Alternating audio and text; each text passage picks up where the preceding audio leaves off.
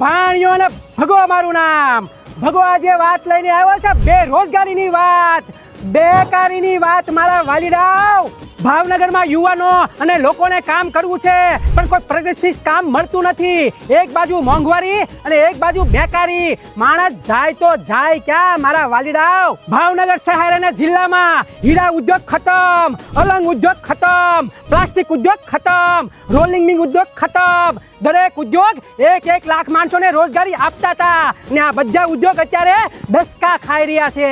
ભાવનગરની નબળી નેતાગીરી નવા ઉદ્યોગ લાવવામાં નિષ્ફળ ગયા છે ને જે ઉદ્યોગ ઘર આંગણે હતા એની માવજત કરવામાં પણ નિષ્ફળ ગયા છે. અને જેના પાપે બેકારી વધી છે અને સાથે ગુનાખોરી વધી છે.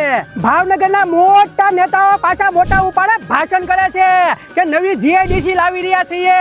એલા ભાઈ, જે જીઆઈડીસી છે એને પ્રાથમિક સુવિધા આપવામાં નિષ્ફળ ગયા છો અને નવી જીઆઈડીસી ની રહેવા દો. એમ તો તમે અહીંયા પ્લાસ્ટિક પાર્ક બનાવશું, શિપ બિલ્ડિંગ બનાવશું, જેમ છે જવેલર્સ બનાવશું. આમાંથી ભોજો ભાઈ કાંઈ બનાવ્યું નથી તમે અને પ્રજા ત્યાંની ત્યાં રોજગારી માટે ભટકે છે.